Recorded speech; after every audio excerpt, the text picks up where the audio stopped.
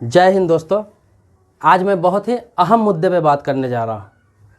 आपको ये बताने जा रहा हूँ कि क्या पब्लिक सुविधा के नाम पर सरकार आपसे ज़बरदस्ती ज़मीन ले सकती है, जैसे सड़क निर्माण, मेट्रो निर्माण, ब्रिज, पुल पुलिया, रेलवे पटरी या फिर सरकारी भवन, कुछ भी इत्यादि इत्यादि, कुछ भी कोई भी सरकारी निर्माण हो रहा है, कहीं पे हाईवे निकल रहा है, कहीं पे ब्रिज बन रहा है, रेलवे पटरी निकल रहा है, या फिर सरकारी भवन का निर्माण हो रहा है, या फिर किसी भी प्रकार का कोई भी निर्माण हो रहा है और सरकार को उस ज़मीन की ज़रूरत है जो ज़मीन आपकी है।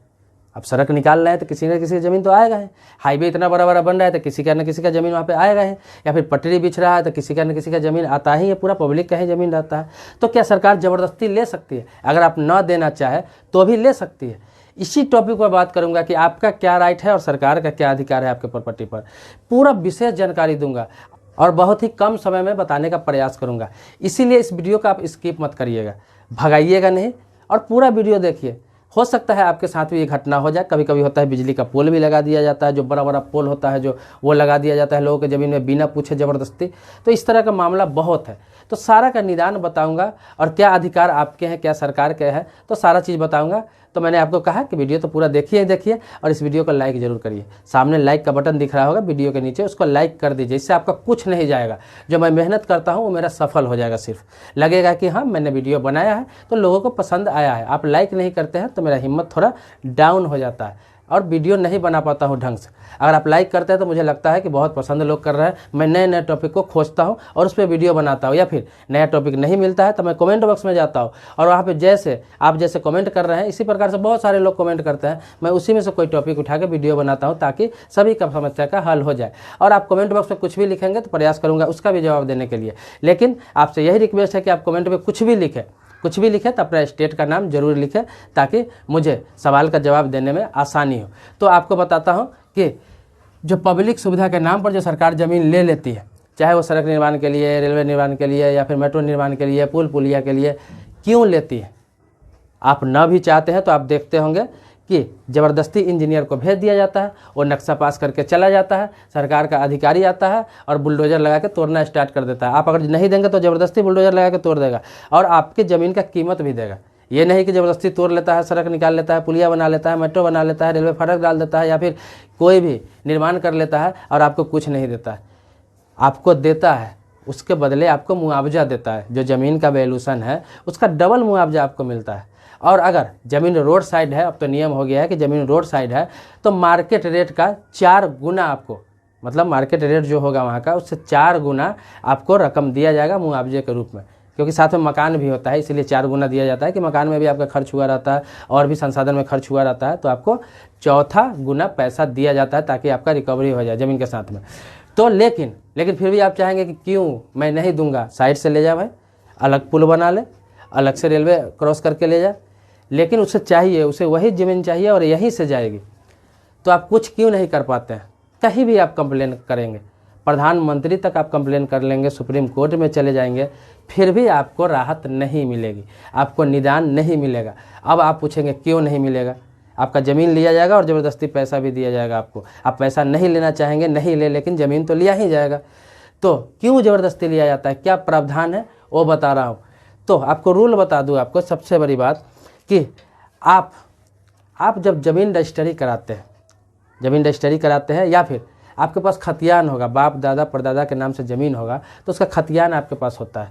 तो आप जब ऑन रिकॉर्ड उसका देखेंगे ना, जब आप जमाबंदी खाता देखेंगे, सरकारी दस्तावेज में रिकॉर्ड देखेंगे, या फिर आप जो रसीद कटाते हैं, ज़मीन का रसीद कटाते होंगे, पर्ची कटाते होंगे, जो आप तहसीलदार के पास जाकर कटाते हैं या फिर पटवारी के पास जाकर कटाते हैं, राजस्व कर्मचारी, हल्का कर्मचारी, किसी के पास जाकर जो कटाते हैं ज़मीन का रसीद, उसे आप गौर से एक बार देखिएगा। वहाँ पे क्या लिखा रहता है रसीद पर? जहाँ पे आपका नाम होगा वहाँ पे लिखा रहता है रैयत का नाम, रैयत, मालिक नहीं। आप देखेंगे वहाँ पर लिखा रहेगा रैयत का नाम और वहाँ पे आपको बगल में आपका नाम रहेगा और रसीद आपका ज़मीन का सारा चीज़, जितना जो मालगुजारी होता है, साल का लगान रसीद होता है, वो आपसे लिया जाता है साल में। मतलब आपके कब्जे में ये ज़मीन है, आप रैयत है, लेकिन उस प्रॉपर्टी का मालिक कौन होता है? सरकार होता है। कभी भी ज़मीन का आपको मालिक नहीं बनाया गया है। ये जो भारत में जितने भी ज़मीन है, आपने खरीदा भले ही, आपकी वो प्रॉपर्टी है, चाहे चल संपत्ति हो, अचल संपत्ति हो, किसी प्रकार की प्रॉपर्टी है, वो सरकार के अधीन होता है, मालिक उसका सरकार होता है, आप रैयत होते हैं। मतलब वहाँ पे बसते हैं, वो खरीदते हैं पैसा लेकर, शुल्क देकर, और वो आपके अंडर में होता है। आप वहाँ पे मकान बना कर रहें, बिल्डिंग बना कर रहें, कमर्शियल कम्प्लेक्स बना कर रहते हैं, लेकिन आप उस ज़मीन का मालिक नहीं होते, उस प्रॉपर्टी का मालिक नहीं होते हैं। मालिकाना हक होता है।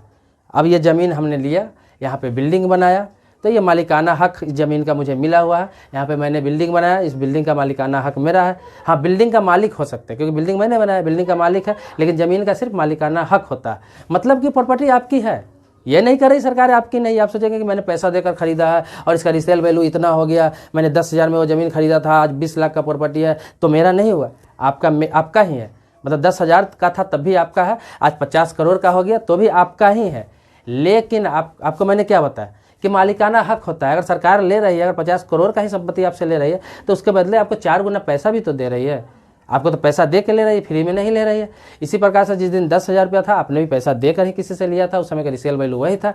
तो इसी प्रकार से पैसा देकर ही सरकार लेगी, मुआवजा देकर ही लेगी, लेकिन लेगी जरूर। आप ज़बरदस्ती काबिज नहीं रह सकते हैं, क्योंकि ये जो चीज़ बनता है, आप ये बात भी समझ लीजिए, जो रेलवे का पटरी बिछाया जाता है, पुलिया बनता है, ब्रिज बनता है, या फिर सरकारी कोई भी काम होता है, मेट्रो निकलता है, या फिर मैंने आपको बताया और भी चीज़, सड़क निर्माण होता है, या फिर बहुत सारी बात, या खंभा लगता है बिजली का, कुछ भी होता है, तो वो पब्लिक सुविधा के लिए होता है।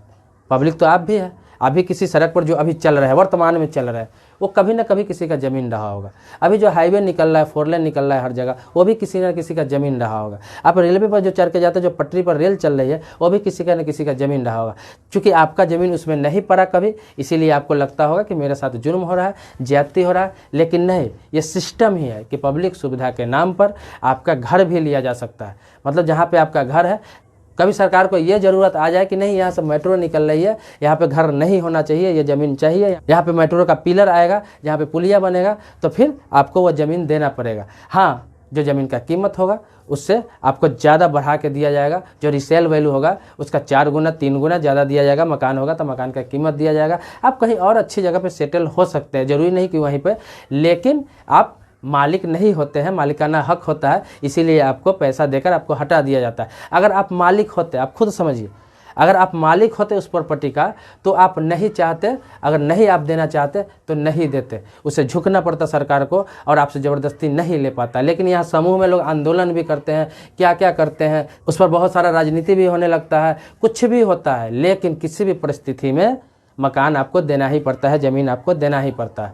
हालांकि सरकार कोशिश करती है कि कोई भी हाईवे निकले, रेलवे पटरी निकले, तो मोहल्ला से होकर नहीं निकले, मतलब कि आबादी से होकर नहीं निकले, किसी कॉलोनी से होकर नहीं निकले जहाँ लोगों को डिस्टर्ब हो। वो तो कोशिश करती है कि बीच बीच में ही निकले, जहाँ जहाँ खाली खाली ज़मीन है। लेकिन कहीं ना कहीं ऐसा जगह तो आ ही जाता है कि कहीं कहीं मोहल्ला बीच में पड़ जाता है। उस मोहल्ले के कारण उस मोहल्ले को हटाना पड़ता है, क्योंकि हर जगह तो खाली ज़मीन मिलेगा नहीं सरकार को, तो कहीं कहीं पड़ जाता है, तो ऐसी स्थिति में हटाना पड़ता है। लेकिन वो कोशिश करती है कि पब्लिक का खाली ज़मीन ही ले, तो आपको देना ही पड़ेगा, क्योंकि आप रैयत होते हैं, मालिक नहीं। क्योंकि ये संविधान में ही ऐसा प्रावधान है कि आप यहाँ के प्रॉपर्टी के, भारत या किसी भी देश में चले जाइए, वहाँ का जो ज़मीन होता है, वहाँ का जो नक्शा होता है, वो देश का, उसका उस देश का सरकार मालिक होता है। मतलब जो सरकार वहाँ का होता है, जो सत्ता में होते हैं, उसका मालिकाना हक उसके पास होता है, मतलब उसका मालिक होता है। मालिकाना हक क्या होता है? और आप जो कब्जा करके रखते हैं, आप जो खरीद के रहते हैं, या फिर किसी प्रकार से आपके अंडर में ज़मीन रहता है, तो आपका उस पर मालिकाना हक होता है, क्योंकि आपके अंडर में होता है। आप खरीद सकते हैं, बेच सकते हैं, किसी को दे सकते हैं, किसी को ले सकते हैं। लेकिन सरकार को जब ज़रूरत पड़ेगा तो सरकार आपको पैसा देकर ज़बरदस्ती लेगी। ये नहीं कि आपको नहीं बेचने का मन है तो नहीं देना है। सरकार को बनाना है, उस जगह पुलिया बनाना है, उस जगह खंभा गाड़ना है, या फिर उस जगह मेट्रो बनाना है, उस जगह पटरी गाड़ना है, आपको देना है। क्योंकि पब्लिक सुविधा आप अकेले देंगे तो लाखों लोगों को उससे फ़ायदा होगा, करोड़ों लोगों को उससे फ़ायदा होगा, और आपके जिद के आगे लाखों करोड़ों लोगों को नुकसान नहीं पहुंचाया जा सकता है। इसीलिए वो ज़बरदस्ती लेगी। तो कोई भी ज़मीन का, कोई भी प्रॉपर्टी का सरकार को ज़रूरत पड़ेगी, वो ज़बरदस्ती आपसे ले लेगी। हाँ, मुआवजा आपको देगी। और मुआवजा भी किसको देगी, ये बात भी संक्षेप में बता देता हूँ, थोड़ा सा और रुकिए, कि मुआवजा भी किसको देगी? जिसके नाम से प्रॉपर्टी रहेगा, जिसके नाम से वो प्रॉपर्टी अंकित रहेगा, उसी के नाम, उसी को मुआवजा मिलेगा। उसी के जो उत्तराधिकारी होंगे उसी को मुआवजा मिलेगा। अब ऐसा भी नहीं है कि आपका कब्जा है ज़मीन पे, उसका पेपर आपके पास नहीं है और पेपर किसी और के पास है, आप सिर्फ रह रहे हैं तो आपको मुआवजा मिल जाएगा, ये भी नहीं है। बहुत लोग प्रतिकूल कब्जा करके रखते हैं 30 साल 40 साल 50 साल से, लेकिन वो ज़मीन ऑन रिकॉर्ड किसी और के नाम से होता है। लेकिन जब मुआवजा देने की बारी आती है, मुआवजा उसी को मिलेगा जो सरकार के रिकॉर्ड में जिसका नाम है।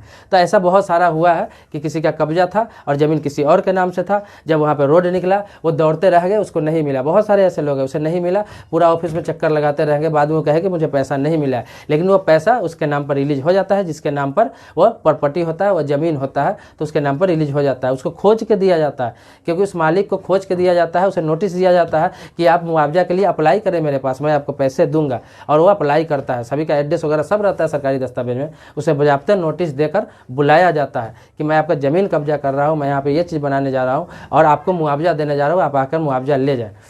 आपका ज़मीन लिया जा रहा है इस काम के लिए, रोड के लिए या फिर किसी काम के लिए, रेलवे के लिए, तो आपको मुआवजा दिया जाएगा। आप अप्लाई करें, आप अप्लाई करें और खाता नंबर दें, आपके खाता पर मुआवजा भेज दिया जाएगा। तो इस तरह का नोटिस भी दिया जाता है सभी के पास। तो मैंने बहुत आसान भाषा में इस चीज़ को समझा दिया आपको। मुझे नहीं लगता है कि अब इसमें कुछ बचा होगा। तो इस तरह का समस्या आपके साथ भी हुआ होगा या फिर कुछ है तो कमेंट बॉक्स में लिख सकते हैं। कुछ नया जानकारी लेना है इससे संबंधित तो भी आप कमेंट बॉक्स में लिख सकते हैं।